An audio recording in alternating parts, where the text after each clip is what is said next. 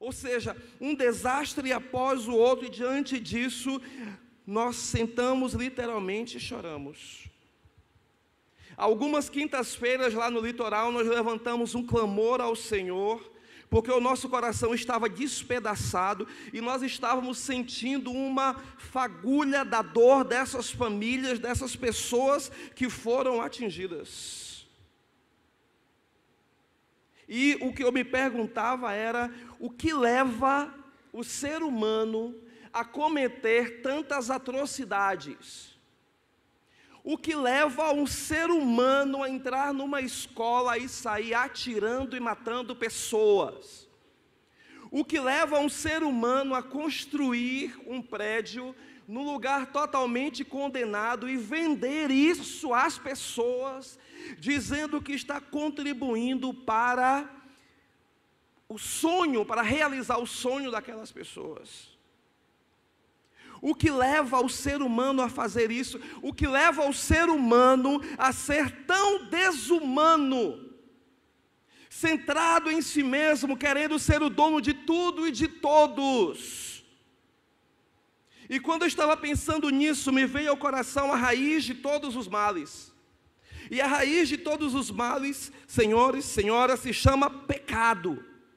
E quando nós pensamos em pecado, nós imaginamos sempre algo ruim, algo sujo, algo externo, algo visível aos olhos.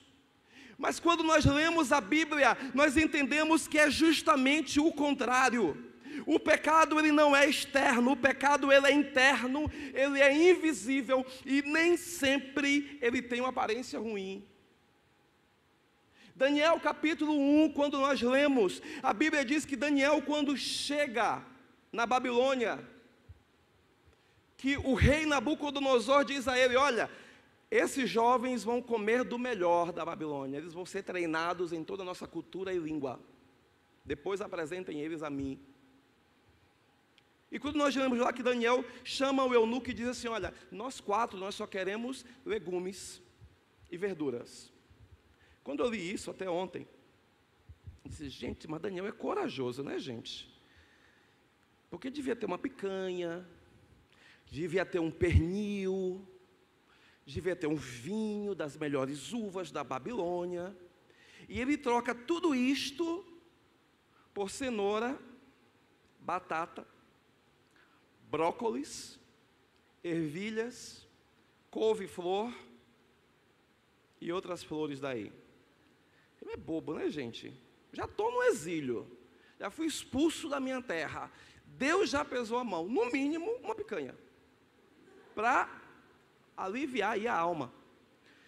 Mas quando eu fui estudar profundamente, Daniel capítulo 3, Daniel recusa os manjares do rei, porque os manjares do rei eram oferecidos juntamente com lascívia, porque as concubinas do rei estavam ali presentes, e após o jantar sempre havia uma festa imprópria, sempre havia promiscuidade, sempre havia prostituição, tanto prostituição física como prostituição espiritual. Então Daniel não estava apenas olhando para a comida, Daniel estava olhando para o todo. Não é o eu comer, é o eu participar disso. Daniel tinha a visão que a Bíblia me mostrou. O pecado não começa com algo exterior, o pecado sempre começa com algo interior. O pecado começa com algo aparentemente inocente. O pecado começa inteiramente dentro do homem, nunca de uma forma externa, sempre interna, sempre sorrateiramente. Gênesis também nos fala isso. Deus vai até Caim e diz assim: Caim, por que tiraste? Por que decaiu o teu semblante? Porque se você faz o bem, certamente serás aceito. Mas se você não faz o bem, o pecado jaz à porta, e sobre ti será o seu desejo, mas você deve dominar sobre ele. Deixa eu te dizer uma coisa: o pecado de Caim não começou quando ele matou Abel. O pecado de Caim começou quando ele quis dar a Deus uma oferta de adoração e de entrega, mas tudo aquilo era uma maquiagem. O seu coração estava longe, Caim era mentiroso. O que Deus quis dizer a Caim é: Caim, se você for verdadeiro, eu te aceito. Eu não quero a sua oferta, eu quero você. Caim, eu não trabalho com mentira, eu não trabalho com maquiagem, porque eu sou a verdade. Escute uma coisa: uma das seduções do pecado é entrar no coração do homem e convencer o homem de que está tudo bem, o que importa é você. O pecado também faz você justo, e muitas vezes até mais justo do que Deus. O primeiro pecado de Caim não foi o homicídio, o primeiro pecado de Caim foi a mentira. Porque Caim começa a se auto-justificar. E o pecado faz isso, ele leva o homem a ser o dono da verdade, a pensar que os seus atos fazem parte da sua justiça própria. O pecado faz com que o homem pare de pensar nas outras pessoas e pense somente em ti. Deus vai a Caim e diz: aonde está o teu irmão? E o que é que Caim responde para Deus? Sou eu guardador do meu irmão? O pecado tira essa sensibilidade. Porque um jovem entra numa escola e mata pessoas. O que vai ser daquela família? Sei lá. Não me interessa. Vou construir um prédio num lugar inseguro. Mas e se o prédio cair? Não tem problema, já pagaram mesmo. Agora isso é um problema deles. Eu não me importo com o sentimento das pessoas. O profeta Natã vai ao rei Davi e conta uma parábola. Olha, um homem muito rico tinha muitas ovelhas, e um pobre só tinha uma ovelha. O rico pega a ovelha do pobre e mata e dá ao seu visitante lá. Como é que este homem vai sobreviver sem a sua única ovelha? Não sei. Como é que está o sentimento dele? Não sei. Como é que ficou a família dele? Quem vai sustentar a família dele? Não sei. Natã estava perguntando a Davi: onde está o teu irmão? Não sei. Susano nos chama a atenção, porque o pecado ali foi exteriorizado em ação. Nós lembramos de Caim porque o seu pecado foi exteriorizado em ação. Nós lembramos de Davi porque o seu pecado foi exteriorizado em ação. Mas nós esquecemos que o pecado não começou na ação. O pecado começou inteiramente em silêncio. O adultério não começa na cama, começa na mensagem do WhatsApp, que promove sensações de sedução e adrenalina em nosso coração. O vício não começa na Cracolândia, começa na expectativa de pegar uma pedrinha para ter uma brisa. Divórcio não começa diante do juiz. Divórcio começa no momento em que apenas os meus sentimentos são importantes para mim. O dos outros, não sei. A igreja entra no pecado da religiosidade quando ela entra no desânimo e ela não põe a culpa em si mesma, mas ela põe a culpa nos outros. A igreja não é mais a mesma. A igreja é isso, a igreja é aquilo.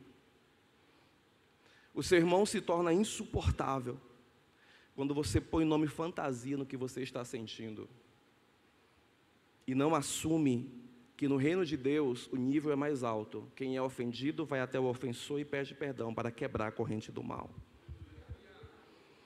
Eu quero te dizer, amados, que o pecado tem roupas religiosas. Caim vai a Deus com um coração impuro e oferece a Deus uma oferta, mas o seu coração não está mais na oferta. Davi esconde seu pecado através da justiça própria. Natã, este homem tem que morrer, porque é inadmissível que um homem faça isso em Israel. Morte para ele.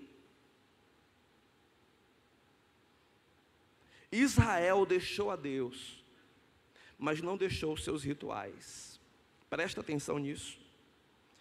Faleceu, porém, Josué, Juízes capítulo 2, versículo 8 a 10. Faleceu, porém, Josué, filho de Num, servo do Senhor, com a idade de 110 anos. E o sepultaram no termo da sua herança em Timnat-Heres, no monte de Efraim, para o norte do monte de Gaás. Escute isso. E foi também congregada toda aquela geração a seus pais. E outra geração, após ele, se levantou, que não conhecia Deus, nem tampouco a obra que ele fizera em Israel. Juízes não está falando de uma pessoa. Juízes está dizendo que uma geração inteira se levantou e não conhecia Deus. Mas se você vai nos livros históricos, ele continuava com os mesmos sacrifícios, com os mesmos cultos no templo. Tinha culto todos os dias. Tinha sacrifício todos os dias. Tinha oferta todos os dias, tinha louvores todos os dias, mas aquela geração não conhecia Deus. Sabe por que a Bíblia diz isso? Porque em Isaías capítulo 1, a primeira coisa que Deus diz ao profeta é: Isaías, diga ao povo, o vosso culto passa a ser reunião social para mim, e as vossas orações me causam enfado. As vossas orações sobem para mim e eu tenho nojo delas, eu tenho vontade de vomitar, porque o boi conhece o seu dono, mas o meu povo não sabe mais quem eu sou, porque me servem apenas de palavras, mas o seu coração está longe de mim. Sabe o que é isso? Pecado dentro do coração humano, ele muitas vezes não é exteriorizado de imediato, ele cresce dentro do coração humano, a ponto de separar o homem de Deus, e muitas vezes o homem não se dá conta disso. Caim e Davi. Porque se é qualquer um que tem sensibilidade espiritual, quando Natã entra na sala do trono e diz: olha, um homem rico pegou a ovelha de um homem pobre e deu aos visitantes, eu já diria assim, ó, tá falando comigo esse negócio aí, que eu acho que eu fiz a mesma coisa.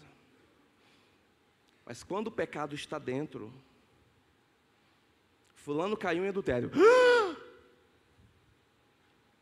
fim dos tempos.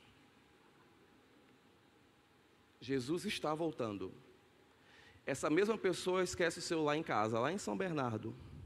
Já está aqui na Barra Funda, aí lembra, esqueci o celular em casa, vou ter que voltar, que ninguém pode pegar o meu celular. Pega 3 metrô, 2 ônibus, um jegue, chega em São Bernardo e pega o celular. Porque é fácil condenar os outros quando o pecado já tomou conta de nós. Eu quero que você entenda que o pecado, ele aprisiona, ele destrói e ele mata. Eu quero que você entenda que o pecado rouba a sua vontade, sua vida e suas esperanças. E antes do pecado destruir a sua vida, ele vai destruir a vida do seu próximo e vai destruir a vida da sua família. O pecado não está com pressa de matar você. O pecado tem pressa de primeiro destruir quem está ao seu redor para depois destruir você. O pecado tem pressa em roubar a sua vontade, em te aprisionar de tal forma que você não consiga dizer não a ele. Eu fiquei assustado quando eu li Gênesis capítulo 1, versículo 26, pastoras Paloma e Aline. Gênesis 1, 26, Fábio diz: façamos o ser humano a nossa imagem e semelhança. Lembra dessa passagem? É linda, né? Não é linda, Claudinha? Pense no negócio bom. Deus faz o mundo inteiro dizendo: haja. Nós pregamos isso aqui diversas vezes, a gente se empolga, a igreja dá glória a Deus, rola no chão. Até que eu tive o segundo entendimento, não dei mais glória a Deus e nem rolei no chão. Deus cria o mundo dizendo: haja luz. Pô, ficou claro. Haja sol, o sol é formado. Haja lua, a lua é formado. Haja estrelas, ótimo. Haja bichos, os bichos começam a sair da terra, começam a voar, começam a andar, começam a rastejar. Haja árvores, as árvores crescem do nada. Mas quando ele cria o homem, ele diz: façamos o homem à nossa imagem e semelhança. Eu tinha aprendido até aí. Aí eu aprendi, Fabiola, que façamos o homem não é a diferença. Porque Deus também poderia ter dito: haja o homem. Como falou com os animais. A diferença não foi que Deus disse, façamos o homem. Aí a gente enfeita a pregação e diz, Deus pegou um monte de barro e começou a palpar o barro, e no barro ficou a digital de Deus, por isso que nós somos a imagem e semelhança de Deus. Nada disso, Deus não tem digital. Não ficou nada. O surpreendente não está aí. O surpreendente está o que vem depois. Façamos o homem a nossa imagem e semelhança. E depois que ele fez o homem a sua imagem e semelhança, a Bíblia diz que Deus sopra. Aí eu me pergunto, o que ele sopra? A Bíblia diz que ele sopra do seu espírito.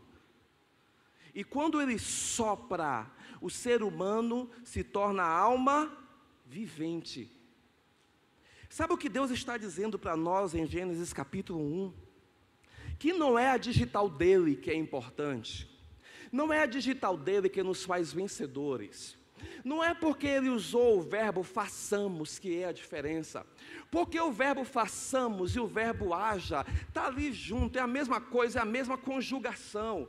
Não é isso que faz de nós pessoas diferentes dos animais, não é por isso que nós temos inteligência e os animais não. A diferença está justamente nisso. Deus sopra, e quando Deus sopra, a Bíblia diz que Ele sopra do seu espírito, é esse espírito de Deus, que vem do seu sopro, que invade aquele barro, e que traz o homem à vida. É esse espírito de Deus que está no homem e que não deixa o homem. É esse Espírito de Deus, é essa aliança que faz o homem permanecer de pé. É esse Espírito de Deus que nos dá força para dizer não ao pecado. É esse Espírito de Deus que se comunica com o Espírito Santo e tem vida quando soa a morte. É esse Espírito Santo de Deus que está em nós, através do seu sopro, que nos traz a ficar na presença de Deus e a resistir a esta Babilônia. É esse sopro de Deus que faz a diferença na sua vida, independente da sua orientação sexual. É esse sopro de Deus que faz você especial. É esse sopro de Deus que pode transformar a sua vida. É o sopro, não é o façamos. Até aqui eu dei glória. Agora segura aí. Quando nós escolhemos o pecado, nós estamos dizendo a Deus que eu não quero mais o sopro. Porque é impossível viver em pecado e com o sopro. Porque os seres humanos estão se desumanizando.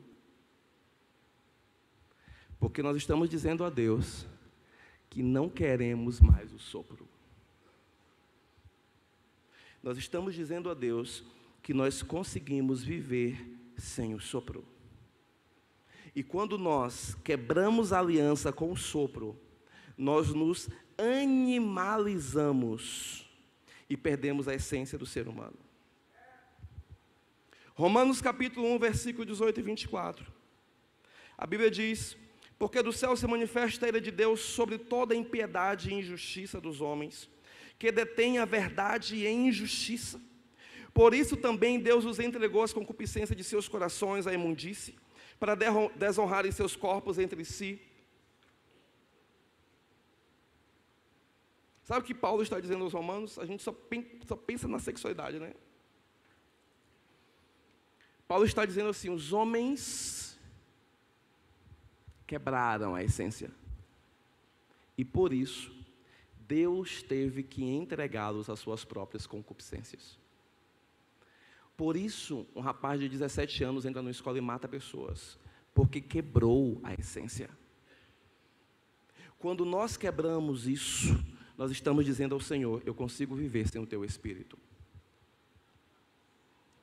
Algumas pessoas não conseguem ainda entender a diferença de pecados e pecado. Pecados, mentir, matar, roubar, fofocar, isso é pecados. Pecado, romper com Deus. Pecado é o rompimento com Deus que nos faz cometer outros pecados e não querer parar mais. Romper com Deus é o pecado original. Por isso que a Bíblia diz que a ira de Deus permanece, porque nós cometemos o pecado original, o mesmo pecado que Adão cometeu, nós estamos cometendo. E qual foi o pecado de Adão? Não foi comer o fruto, o pecado de Adão foi romper com o Espírito de Deus. Nós pecamos quando rompemos com o Espírito de Deus. Romanos 1 está dizendo que o homem se desfigura, o homem perde a sua identidade de ser humano, ele vive como se estivesse apalpando a Deus, ele vive no meio dos seus rituais, sem Deus. Sansão rompeu com o Espírito de Deus, mas ele ainda arrebentava o portão com uma mão só, ele ainda matava 1000 filisteus com a queixada de uma jumenta. Mas o Espírito de Deus não estava mais com ele, porque ele rompeu. Muitas vezes nós estamos na igreja, fingindo para nós mesmos, mas nós rompemos com o Espírito Santo de Deus. E Deus não se deixa escarnecer. Não adianta ir a Deus com oferta como Caim fez. Deus não se impressiona com as nossas ofertas. Deus não se impressiona com o seu dízimo, Deus não se impressiona com a sua voz afinada. Pecado para Deus é pecado. Deus não quer homens presos ao pecado. Deus não pode agir em homens que romperam com o seu espírito. O que Deus quer é uma igreja verdadeiramente livre, com pessoas livres, banhadas pelo sangue do Cordeiro. É isso que Deus quer para você. Aleluia.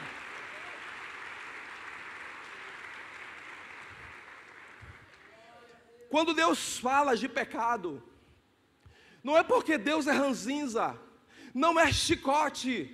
Deus não quer que você viva preso ao pecado. Deus não quer que o pecado mais uma vez roube a sua vontade. Deus quer que você tenha vida em abundância. Nós estamos numa campanha de quebrando o ciclo da ferida lá no litoral. E a palavra de quinta-feira era: nós chorávamos porque não tínhamos igreja. Chorávamos. Fui expulso, meu Deus do céu, cuidado de mim, né? As nossas lamentações. Pô, igreja. Haja igreja. Pô, nasceu várias. É muito longe. Termina muito tarde o culto. É muito quente. Aqui não, né? Estou vendo aqui o negócio. Mas o ventilador agora no meu cabelo. De um lado é ventilador no meu cabelo, do outro lado eu fico resfriado com ar-condicionado que é potente. Não dá, Jesus. Nome fantasia. Tem algo interno. Pecado. Porque o pecado não deixa mais eu ter vontade, ele rouba a vontade.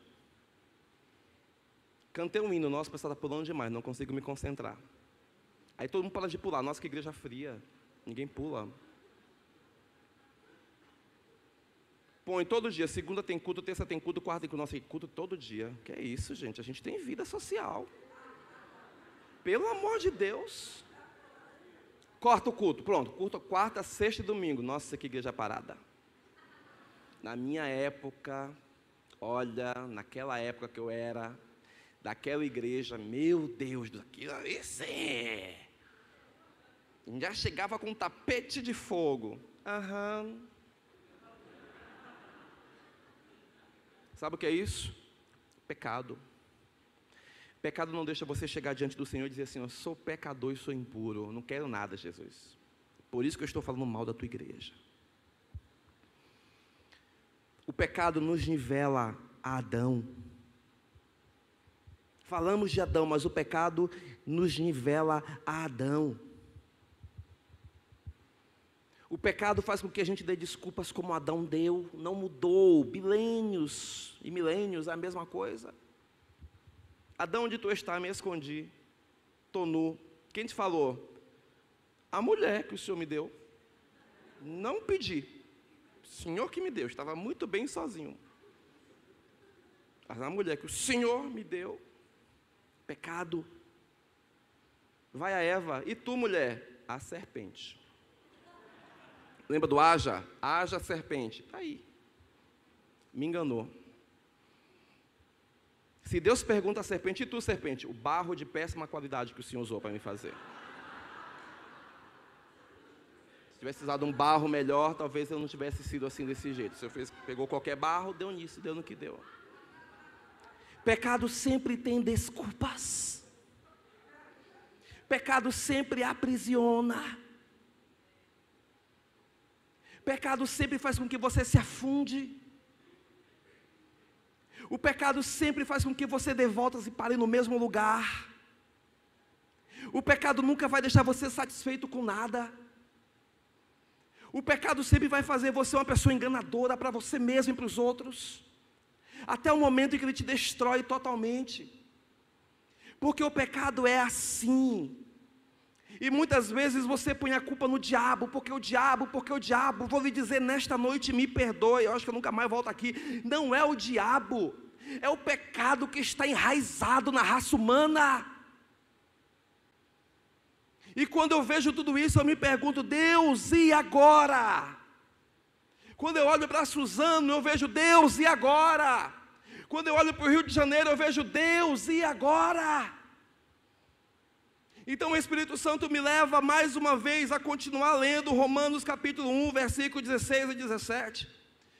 Depois que Paulo fala tudo isso, ele diz, olha, eu não me envergonho do Evangelho de Cristo, porque é o poder de Deus para a salvação de todo aquele que crê, primeiro do judeu e também do grego, porque nele se descobre a justiça de Deus de fé em fé, porque está escrito, mas o justo viverá pela fé. E aqui eu perguntei a Deus, o que isto significa? E a resposta é uma só, o pecado faz com que você seja nivelado a Adão, mas o meu cordeiro, o cordeiro de Deus, que tira o pecado do mundo, ele te nivela aos céus, ele te nivela a Cristo.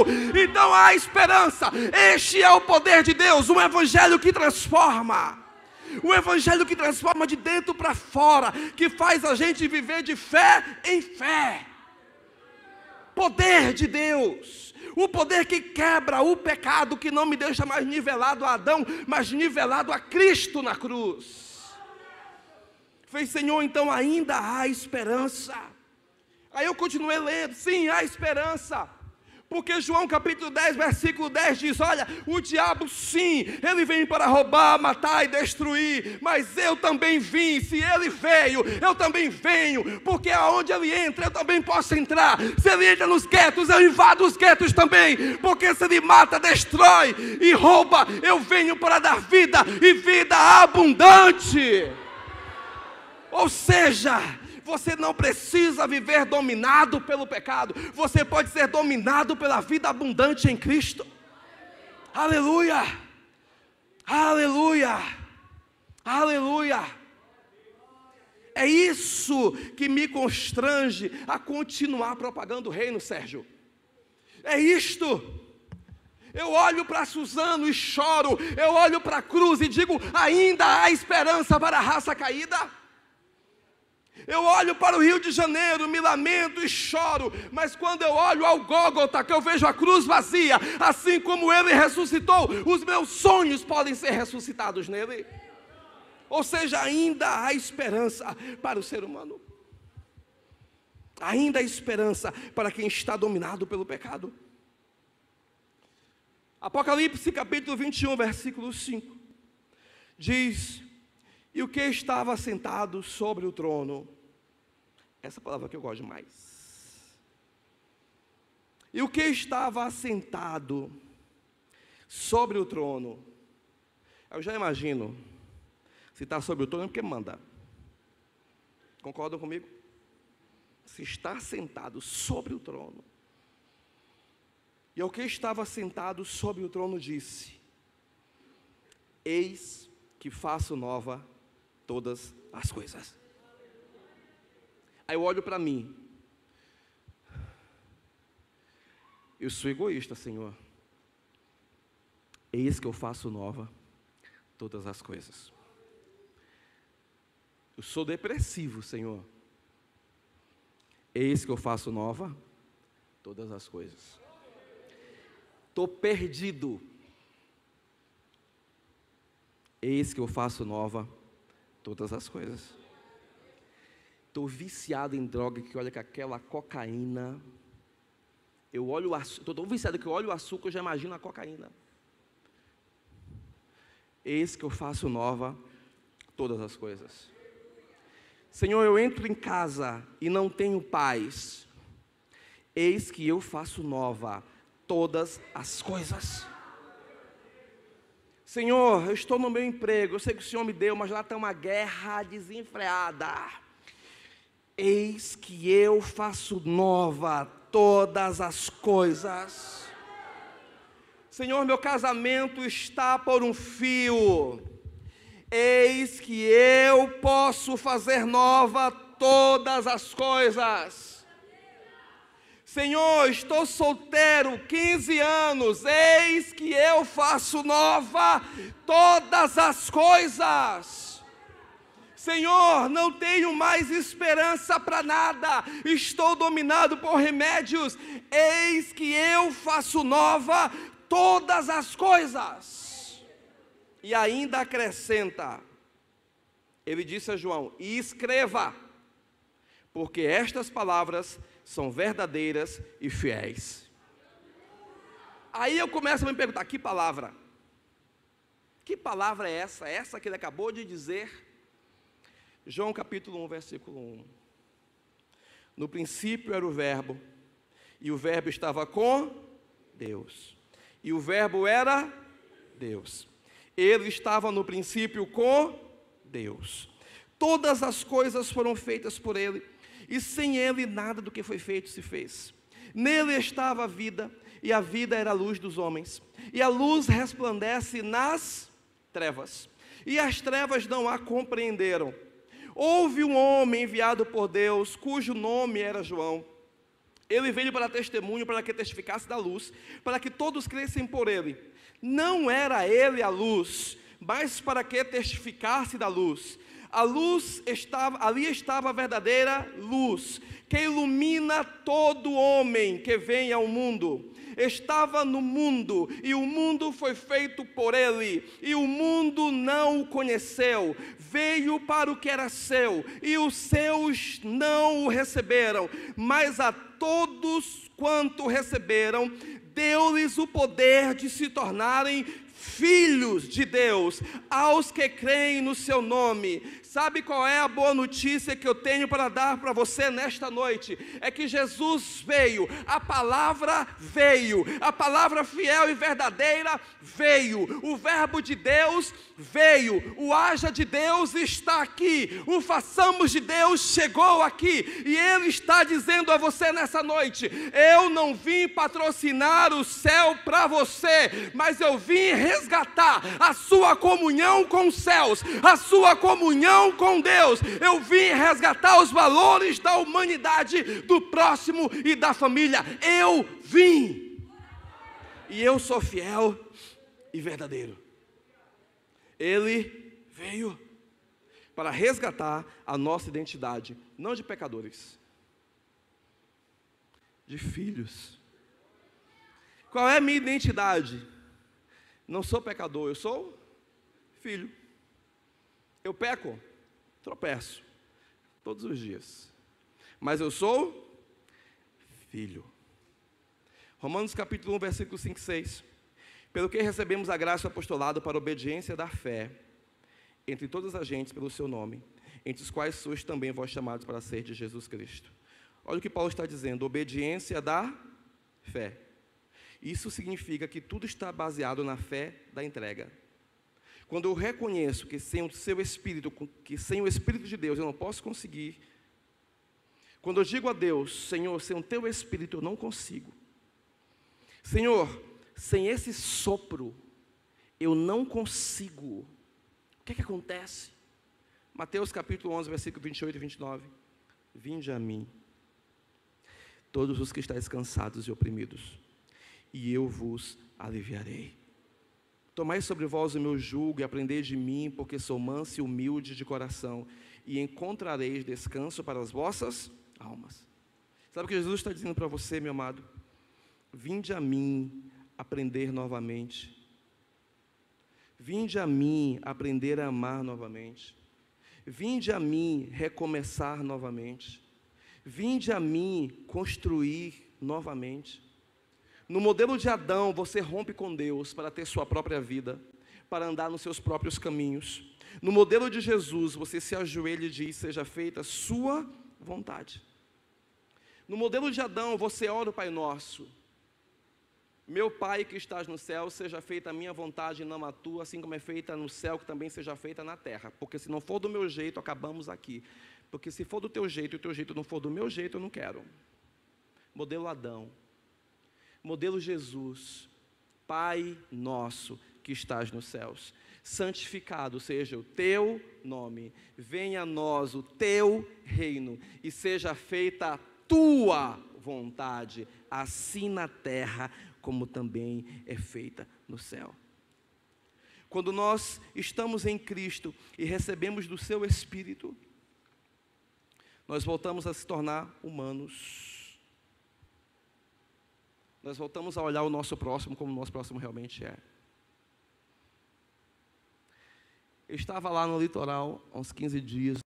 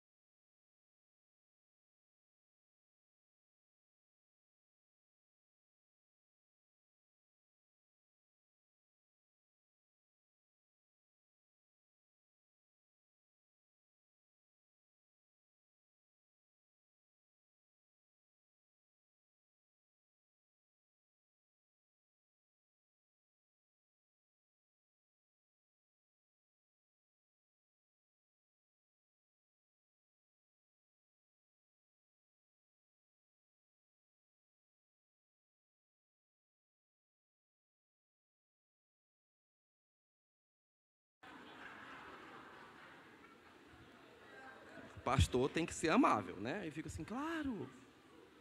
E ali 1000 coisas, tem que fechar o caixa, tem que fazer isso, tem que abraçar aquele irmão, tem que chamar aquele irmão para conversar, tem que dar aconselhamento ali.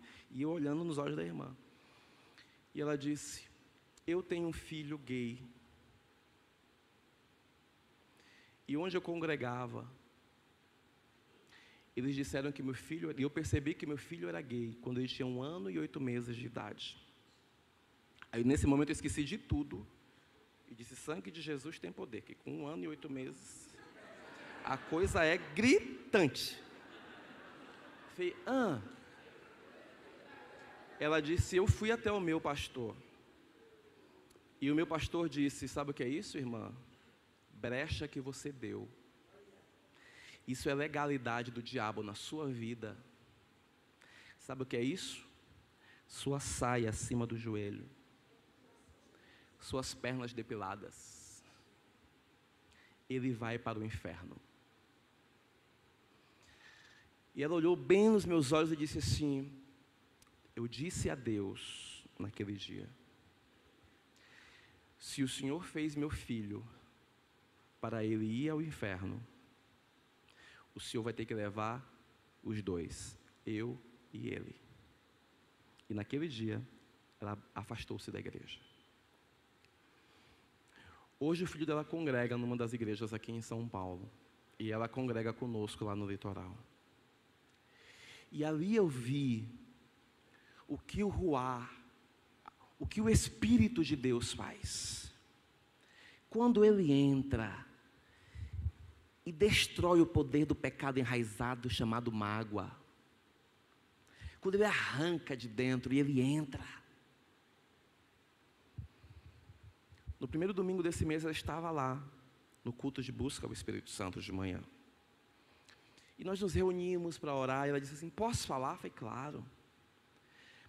E ela disse, chorando, ela disse: ele está aqui. Ele está aqui. E eu estou aqui porque Ele está aqui. Ela disse: Freitas, eu vou fazer uma cirurgia em maio. E o médico disse a mim: talvez você não volte do procedimento. Porque quando eu fiz os exames, que o médico olhou de lado e disse: não sei, eu já tive câncer.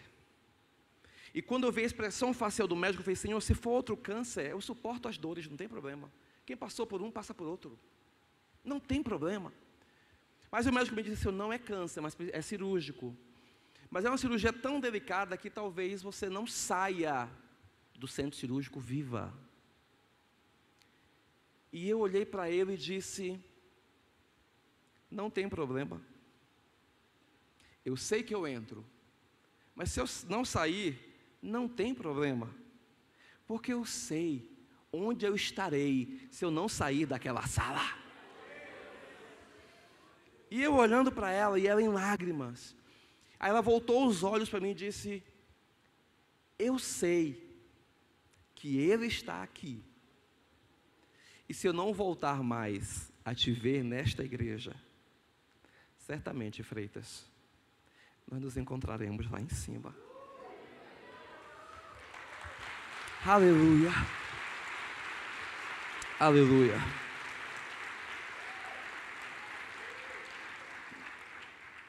Sabe o que é isso? É quando o Espírito entra. É quando o Espírito entra e assume o lugar do pecado. Porque quando ele entra, ele limpa. Quando ele entra, ele molda. Quando ele entra, ele está dizendo a nós: vai para o banco do lado, deixa eu dirigir. Deixa que eu seja o guia da sua vida. Você já dirigiu quilômetros na sua vida e nunca chegou a lugar nenhum. Foi multado pela vida, porque quando você tinha que parar, você continuou. Sofreu acidentes na sua vida, porque passou em sinais vermelhos, sinais que eu fechei para te salvar, para te guardar, e você não respeitou, passou por cima da minha vontade. Às vezes eu dizia para você: é para a direita, mas você assumindo o volante da sua vida, você ia para a esquerda, e continuava dando voltas, porque você me procurou na religião, só que eu não estava lá. O seu GPS te levou para o caminho errado de novo. Você foi para outras estações procurando a minha presença. Você foi lá procurando até outras entidades, não é verdade? Mas você sabia que não ia me encontrar lá, mas quis tomar atalhos para ver se resolvia a sua vida e se ela voltava para o seu lugar. Mas não estava lá, porque quem direciona tem que ser o Espírito que eu soprei, e o Espírito não estava lá.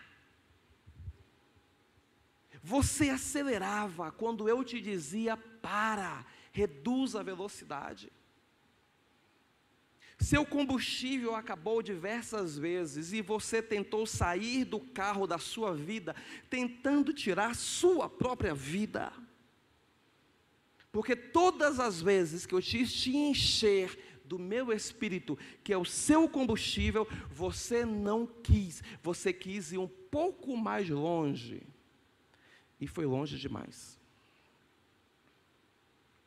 Mas nesta noite, eu estou te pedindo: passa para o passageiro e deixa eu guiar tua vida. Fica no passageiro. Deixa que eu acelero e freio. Deixa que eu fico atento para o semáforo. E enquanto eu dirijo a sua vida, olha a paisagem ao redor. Sinta a brisa no seu rosto. Veja os lugares que você não via mais. Veja as pessoas que estão ao seu lado e você não consegue enxergar mais, porque no ato do seu egoísmo, a única coisa que você vê é o teu umbigo. Porque tem que ser da tua vontade, do jeito que você quer, na hora que você quer, inclusive na minha casa, diz o Senhor. E a casa é minha, não tua. Tu és filho, não Deus. Deus te convida nessa noite a chegar para lá, para que Ele entre num carro, porque Ele não vai ficar no carro sendo passageiro. Quando o Espírito entra, Ele transforma, mas transforma o quê? O profeta Isaías diz: o Espírito do Senhor me ungiu para... Lembra do sopro lá no Éden? O Espírito do Senhor me ungiu para amar novamente, ser curado novamente, servir novamente, anunciar as boas notícias de esperança novamente. Eu participei hoje de um retiro espiritual. 3 dias, isolado no interior de São Paulo. Missão, ler a palavra e orar. Não tinha TV no quarto, tinha uma mesa, uma cadeira e uma cama. Só. E hoje de manhã nós tivemos um culto de ceia, com lava-pés. E um lavava o pé do outro. E quando eu estava me levantando, um senhor chegou e disse: posso lavar os teus pés? Eu falei: pode. Porque eu só lavei pés. Eu só lavava. E orava, e a gente se abraçava e chorava. Mas eu nunca fui ministrado. Alguém lavando os meus pés, sendo me ministrando. E aquele senhor lavou os meus pés, e eu ali, orando por ele por mim. E depois que ele lavou os meus pés, que secou, ele beijou o meu pé. Eu falei: meu Deus! E ali o Senhor falou comigo: eu fiz isso. O que você tem a me dizer? Eu disse: eu tenho a te confessar a minha soberba, porque eu sou soberbo ainda, Senhor. Sabe o que é isso? Quando o Espírito de Deus entra e começa a limpar até aquilo que nem você lembra. Quando você literalmente entrega a chave do seu carro para Ele. Só que além de entregar a chave original, você entrega a cópia, para não correr risco de tomar o volante dele. Eu quero te convidar a ficar de pé nessa noite.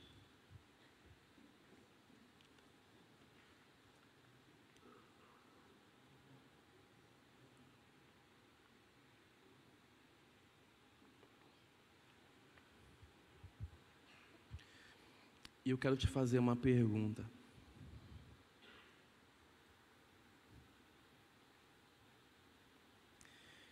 Eu queria muito, e Deus sabe disso, de ter preparado aquela mensagem assim que, sabe, que parece que vem como onda, que a gente pula, a gente grita. Queria. Eu gosto, aprendi, né, pastor Thiago? Aprendi. Mas quando a pastora Paloma me ligou e disse assim: você pode pregar domingo na sede? De cara veio essa mensagem. E depois ela disse: e agora tem tema. É sobre o Espírito Santo domingo. Falei: o negócio casou aqui. Por que eu pedi para você fechar os olhos no começo do culto? Eu queria que você lembrasse desse frescor que é sentir o vento do Espírito novamente. Mas não é um vento que passa. É um vento que sopra todos os dias. A religião não consegue trazer isso. Ele consegue. Quinta-feira eu falei lá no litoral. Nós tivemos uma semana muito difícil. Muito. Uma semana de decepções, uma decepção após a outra. E E nós voltamos domingo à noite do litoral assim, exaustos, destruídos, cansados. E por mais, eu sou muito calculista, e o meu esposo, ele tenta sempre me acalmar. Ele fala: calma, amor, o Senhor está no controle. Eu sei que Ele está no controle, mas Ele não podia acelerar só mais um pouquinho esse carro, gente. Tem que ir a 40 por hora. Meu Deus, é via Anchieta, é 110. Ela está ali. Eu não aguento mais isso. E o choro preso. Eu fui trabalhar na segunda, e na segunda noite eu resolvi não ir para a aula. E fiquei sozinho na minha sala e falei: eu queria que o Senhor me permitisse só chorar. Não quero que o Senhor fale comigo, não quero que o Senhor sopre, não quero ver barulho, não quero ver copo andando sozinho para dizer que o Senhor está aqui, não faça nada, eu só quero chorar. E eu chorei. Quando eu cheguei em casa, nós conversamos mais um pouco. E ele sempre muito centrado: calma, amor, calma, Deus vai falar, Deus vai fazer alguma coisa. E na terça de manhã, eu não sou noturno, eu sou muito diurno, então eu acordo muito cedo para estudar. Então 5 da manhã eu saí da cama, fui para a sala. E ali eu dobrei os meus joelhos na sala e falei: não aguento mais. Eu acho que é hora de parar. É hora de estacionar o carro na garagem. E ali o Espírito de Deus ministrou um versículozinho que eu vi no Instagram. Dizia assim: ô Jeremias, se você se propôs a correr com os homens e já se cansaste, o que você fará quando você for correr contra os cavalos? E ali eu chorei. E ali eu vi o ressoar desse vento, desse Espírito que soprou, dizendo: eu posso todas as coisas. Não é você, sou eu. Não é você que resolve, sou eu quem resolvo. Eu só preciso de um coração disposto a permanecer na corrida. Não é hora de sair do carro, mas ainda é hora de eu continuar dirigindo o carro. Eu sei o momento que o teu carro para e estaciona. Eu quero te convidar nessa noite a ir para o banco do passageiro e permitir que o Espírito Santo de Deus assuma o volante da sua vida agora.